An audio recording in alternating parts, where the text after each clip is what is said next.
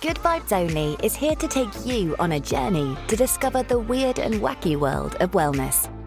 It's brought to you by the globally renowned skin and wellness expert Marie Reynolds, who holds over 36 years of experience within the skin and wellbeing industry. Each week, Marie shares her own holistic lifestyle hacks and chats to other leading wellness experts to find out their good vibe story, discussing how they deal with day-to-day stress, anxiety, sleep, and skin issues. Listen in as Marie explores why, when it comes to our health and wellness, we need to look beyond the linear, question the norm, and think outside the box. I am joined again by my wonderful friend and gorgeous human being, Isreal Ajose, and he is an astrologer extraordinaire. We've already had a fantastic podcast, so if you want to listen all about Israel's journey into astrology, then head on over to the Good Vibes Only podcast. But today we're going to be talking all about the moon, about the different phases, why it's important, what the different stages are, and anything else that you can enlighten us with. So welcome, Isreal. Thank you. Always a pleasure to be here. Thank you for having me. The moon, my favorite planet, my favorite topic. I know. So tell us, Isreal, because obviously people are talking more about moon phases. And I think with social media, it's become more apparent. People are becoming more aware. And I've always had an interest in it because of the crystals, putting the crystals out in the moon and charging them. But the more I've got into it, I've found it so interesting in the different types of moon, the different phases of moon, how it reacts to the human body, but also how you can implement everyday life into different moon phases. Oh, yeah. So I'll hand over to you and you can start off telling us what the different types of moons are and what it means when there's a waning moon and a waxing moon. Waxing moon, yes. So they are known as 4 primary phases of the moon, but in total, there's actually 8 phases of the moon. And where we get the word or the root word month from, a full cycle of a moon is a month. So we have 7 days in a week, and we have 4 weeks in a month, which is actually 28 days. And 28 days is the lunar cycle.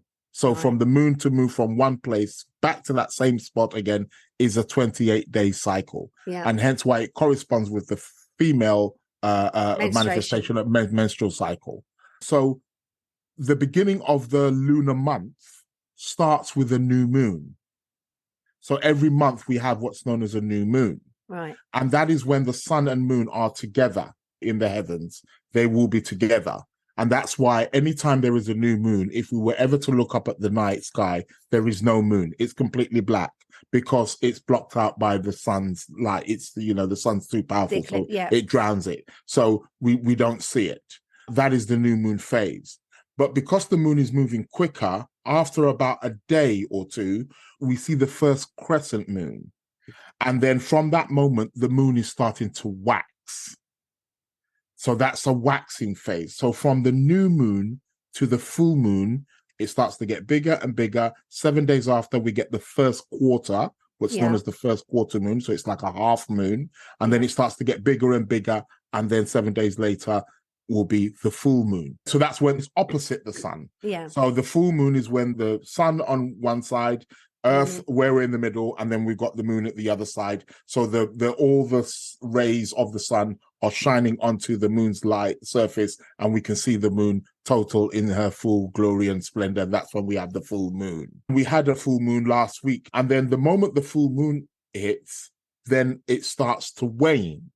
So then it starts to get smaller and smaller and smaller. And then 7 days after the full moon, we have what's known as the last quarter moon. And then it comes back down round again to a new moon cycle again. And then we start the journey again. So the 4 major points, if you want to say, we've got the new moon. Yep. Then we have the first quarter moon. Yeah. Then we have the full moon. Then we have the last quarter moon. And then back again to the new moon. Right. And those 4 points are always associated to the 4 seasons. Right.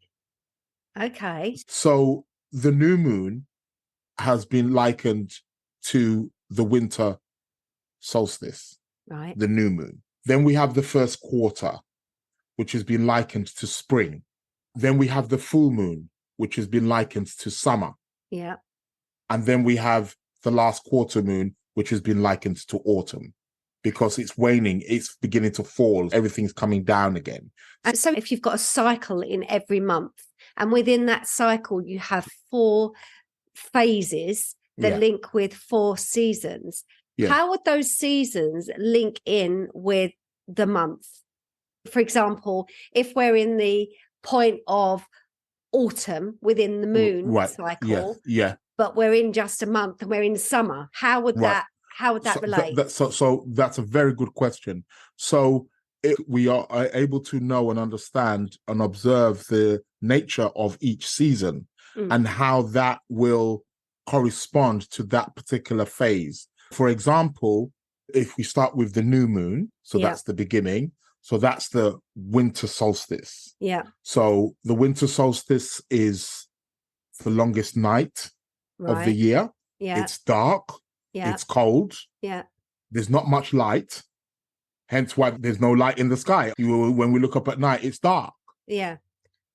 So I get that. I get that. So how would that then correspond if we've got a long night? But if that new moon corresponds to the winter, yes. If that new moon is coming in a summer month where we've got shorter nights, so it will still apply. So for those days or for that phase, because that new moon phase is approximately like 2.5 days long, 3 days long. Yeah. So for those 3 days, those 3 days are considered somewhat a bit weak.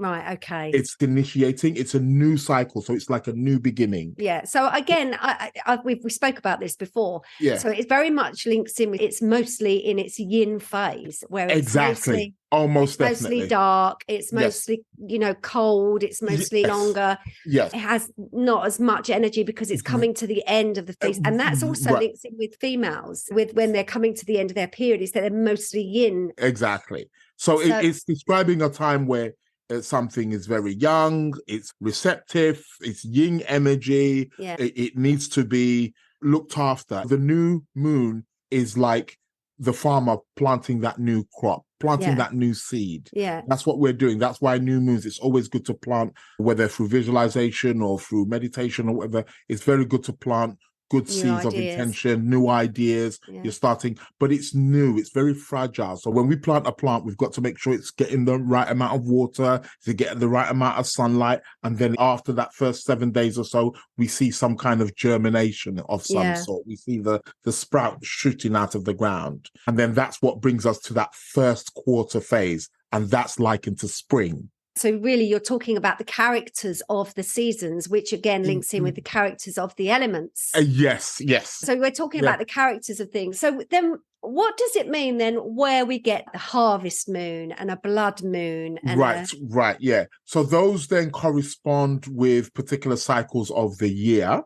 Right. So one of the moons that we had just over the last month was a harvest moon. Why? Because for us in the Northern Hemisphere, at that particular time, the month of Virgo is the time of the harvest. Yeah, so it is. Yes. This is when all the farmers are doing their thing. Exactly. So the full moon that takes place during that particular season of the Virgo becomes the harvest moon. That is the time where the farmers would say, right, we need to harvest our crops. And, because the season that follows that will be the autumn equinox, which is the Libra season, that's why they call it the fall. So that's when the leaves are dropping off the trees. So in the olden days, and it still happens today, but just not as much because we've become a bit more advanced, is that the farmers would say, right, time to harvest. We need to put all the grains in the storehouse because we're starting to enter the cooler periods of the year. So we need to make sure that there's enough food, there's enough grain that's going to take us through the coldest times of the year. So it's the harvest moon. So the moment they saw that moon, they knew, right, that's it.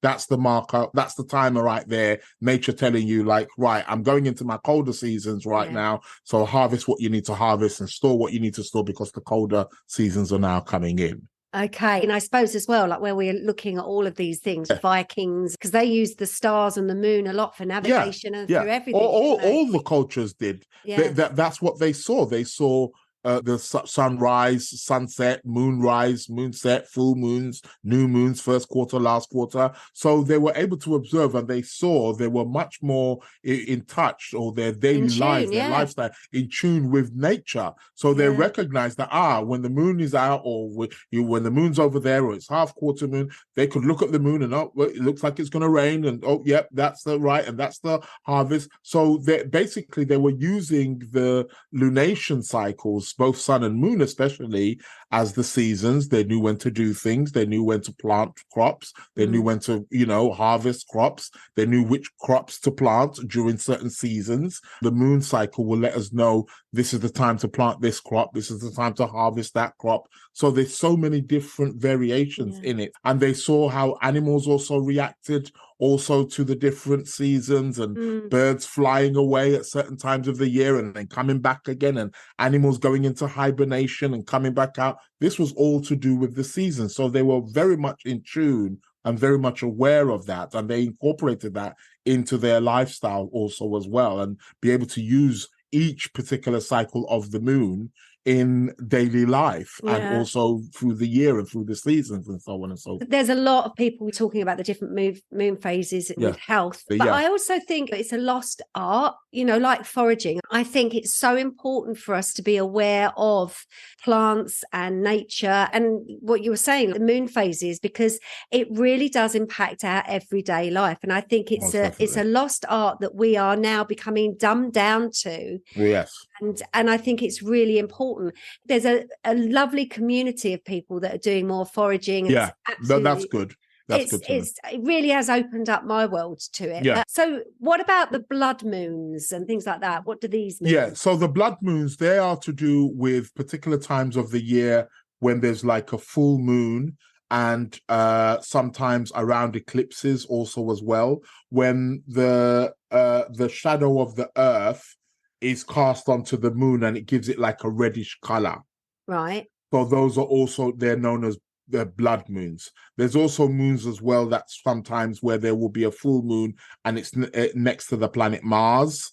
And because Mars has a reddish color also as well. Yeah. So some of these moons are linked in with the Native American Indian cultures, where they would go hunting at certain times of the year. They would maybe hunt buffalo or wolves, and it was only at a certain time of the year when there is a full moon. So sometimes some of these names have also been adapted or got from them. So blood moons, obviously, because it's to do with hunting an animal and shedding blood. So they would refer to it, that's a blood moon. So there's different variations as to the word blood moon. So there's blood moon from the appearance of the moon, from the shadow of the earth cast onto the moon. And there's also ones from the planet Mars. Yeah. And then they've also blood moon also to do with associated with hunting. Where they would, they kill an animal or shed blood and stuff like that. So it was linked with the blood moon. It's just amazing, isn't it? Tell us how the moon fits in with health and people's mood and people's maybe dietary habits. Tell us how that might affect. That affects the body big time. We know the moon has a tremendous effect on the waters of the planet.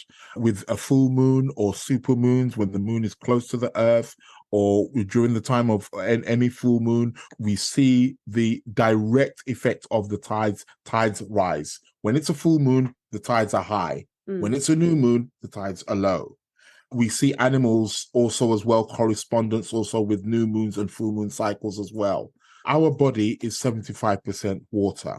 Mm-hmm. The moon is having a tremendous effect on it.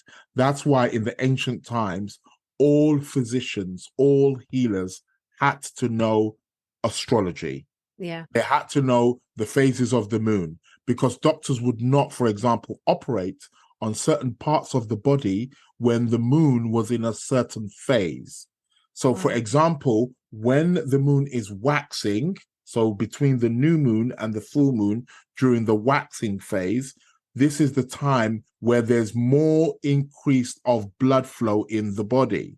Right. So if you are operating during that phase, depending on the type of operation that it is, there's a more increase of blood flow. Blood flow can equal to blood loss, death. Yeah.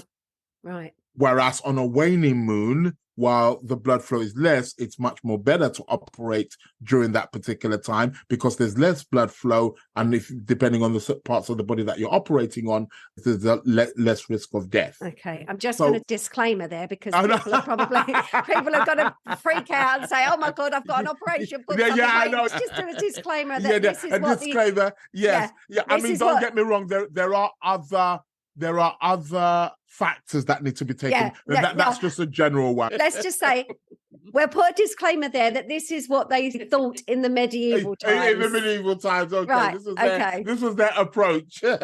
They saw that there was a direct link between the moon and the body. Yeah. In astrology, each particular zodiac sign is connected and linked to a part of the body. Yeah. The moon is actually the planet that symbolizes the physical body in astrology. Right. So there's a direct link to our moon signs, for example, and the kind of habits that we have, the kind of foods that we are attracted to or that we should be eating that are better for us based on our moon sign, based on the lunar phase that we were born under.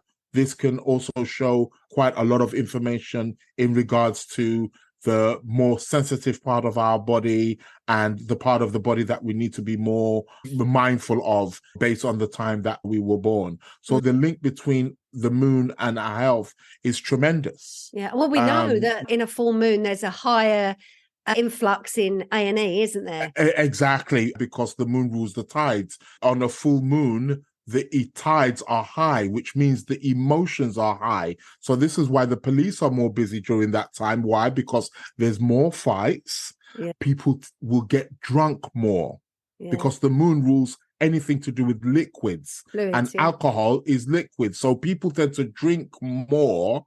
I used to do security at a bar and I always used to tell them, I say, right, anytime it was a full moon and I was on duty, I say, get ready, guys. It's going to get busy tonight. And they'll be like, oh, it's astrology stuff. And surely enough, I swear to God, it would be packed. It would just be, I mean, it would packed normally on the weekends, fair enough. But when it was a full moon, it was just extra packed. And we'd just see more drunks on the road and more people. Yeah, more fights and bar fights. So you was in more bundles then? Yeah, exactly. When it was a full moon.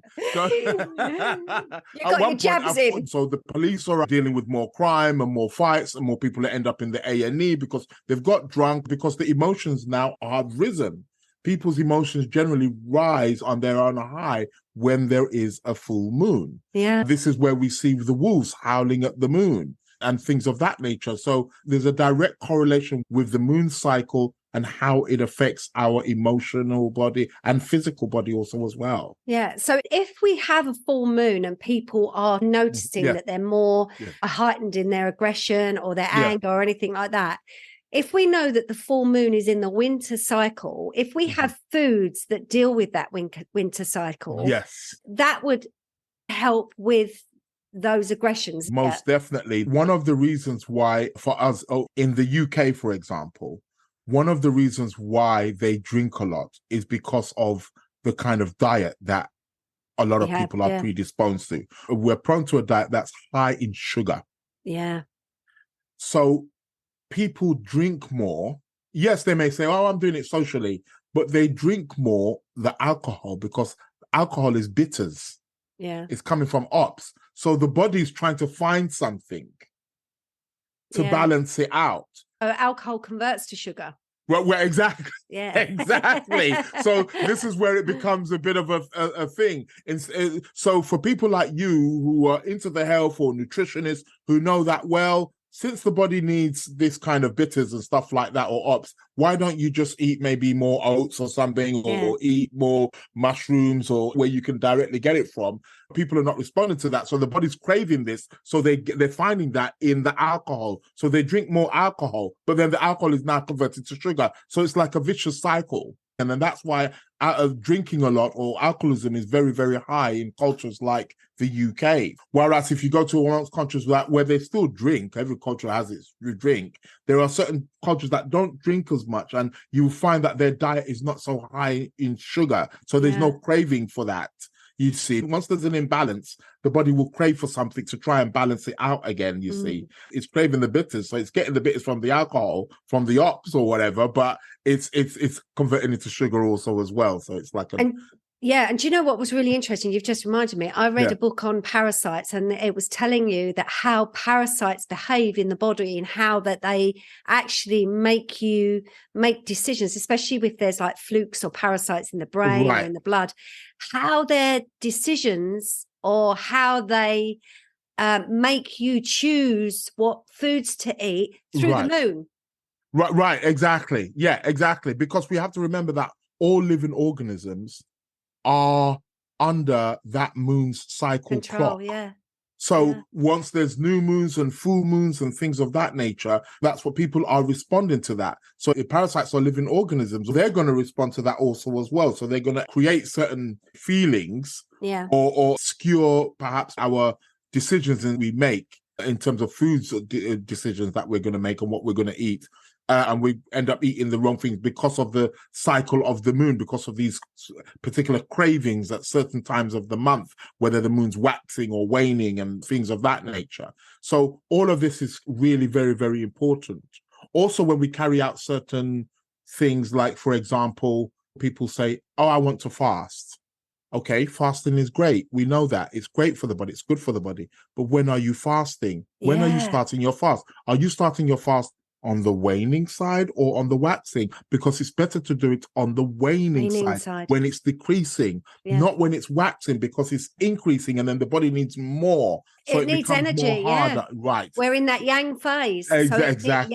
You need that fuel and you need that energy. Exactly. So you want to do it when it's waning. So that's why a lot of people sometimes at the new year, when they say, oh, I'm going to make a New Year's resolution to lose weight or to lose weight, it doesn't actually happen, because a lot of the times they are not aware of what lunar phase is actually happening when it's January the 1st, when they're making that resolution. What lunar phase is the new year starting with? Is it started on a waxing or on a waning? You see, so when we want to increase something in our life or in the body, do it on the waxing. When you want to decrease, do it on the waning. You want to lose weight, even things that we may take for granted, like cutting your hair. You should cut your hair on the waning side, not on the waxing. No, because you want that energy. Exactly. You're cutting off your. It's like Samson. Samson and Delilah. Samson, exactly. So you want to do that when the moon is waning. So there are certain things that you want to be doing when the moon's waxing. For increase, you want to do it on the waxing side. For decrease, letting go, you want to do it on the waning. And does that also apply to if you're building something? Definitely. Yeah, so if you're building something, you want to do it on a waxing. On a waxing, yes, because you're increasing. You want it to build. You want it to increase. And if you want to take something down, you do it on a waning. Do it on a waning. You want to declutter. You want to get rid of. That's why waning is very good for getting rid of things, decluttering things, house cleansing, house reverberation. Do it all that on a waning. Get all rid of it. You want to get rid of your ex and stuff like that.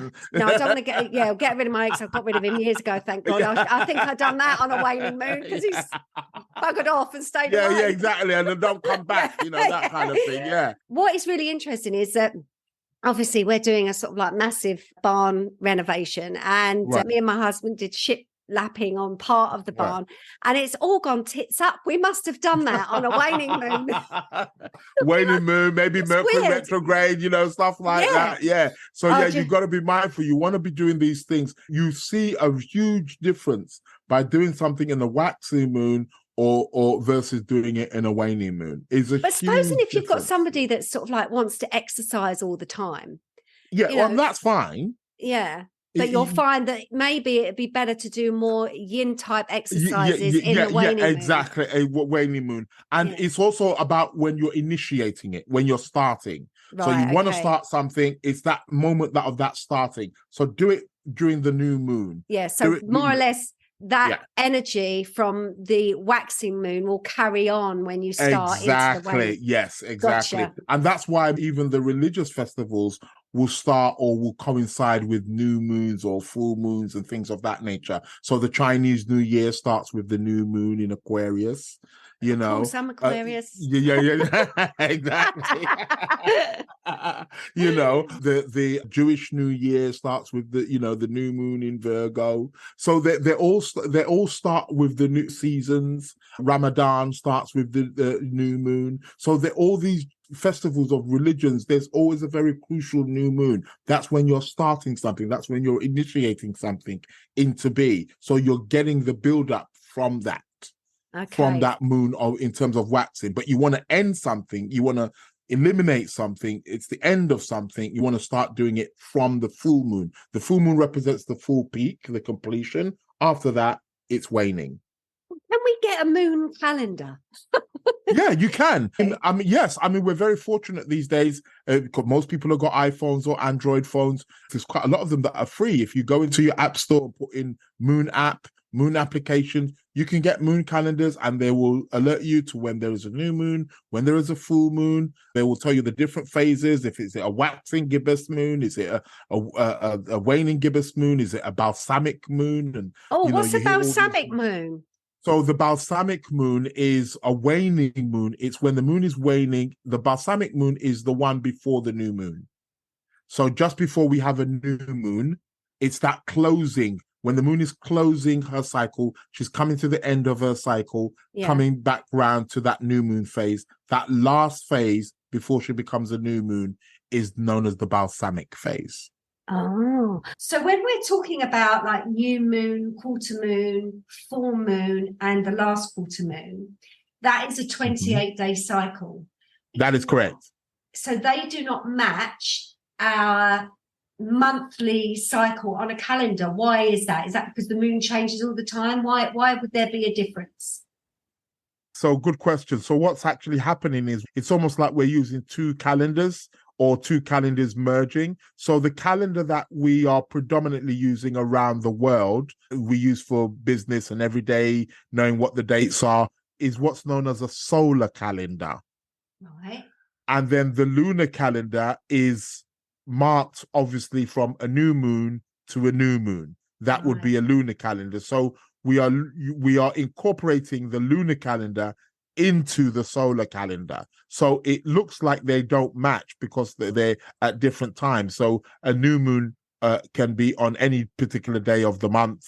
So the next new moon, for example, is going to be on the 14th of October. The following month, it might be on the 13th of November, but it will be every 28 days. Yeah. But it's not going to coincide with the calendar that we use on a day-to-day basis because that's the solar calendar. And that was predominantly just brought in for business, to be quite honest, and everyday mundane things. Whereas the lunar calendar can be used for medical, can be used for spiritual things, can also be used by farmers for planting and so on and so forth. Yes. So a good rule. So it's two calendars together. Yeah. So a good rule of thumb is to use your everyday calendar for your mundane life, for your day-to-day life, for meetings, for things like that. But actually for your health and well-being and for your food cycles and for planting and for life is to actually go with the moon phase cycle. Most definitely. That's how we should be using it. Most definitely. Bang on. I've just had a quick look on the app store. It's called Moon Calendar Plus, and it can tell you the different types of moons. So that would be really interesting. So listen, if anybody wants to have an astrology reading by Isreal, please check him out. His astrology reading is off the Richter scale. I can't tell you because I've never ever really been into readings, but I met Isreal through a mutual friend, and honestly, we hit off straight away.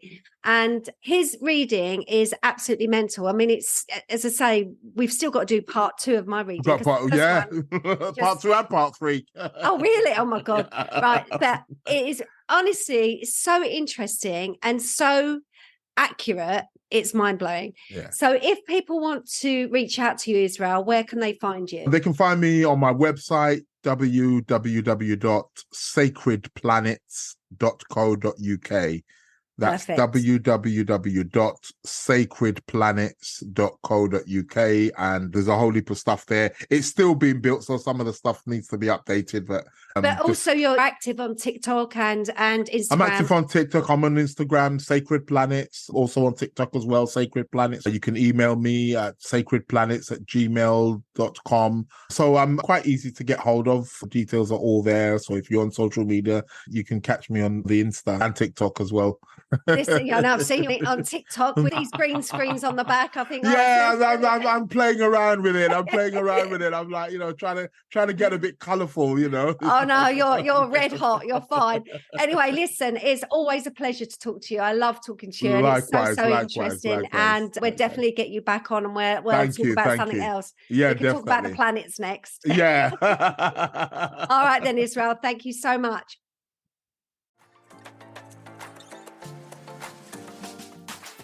That's it for this week's Good Vibes Only episode. But there's plenty more wholesome, holistic information where that came from. Check out Marie's website, www.mariereynolds.london.com, or follow Marie on socials. For Marie's products, follow at Marie Reynolds London on Instagram and Facebook, and at @MarieReynolds_London on TikTok. You can also follow Marie's day-to-day content on Instagram. Follow at @MarieReynolds_MRL. Thank you so much for listening to Good Vibes Only. If you've enjoyed this episode, we'd love for you to subscribe to and review the podcast wherever you listen to them. And remember to share the episode too. See you next time.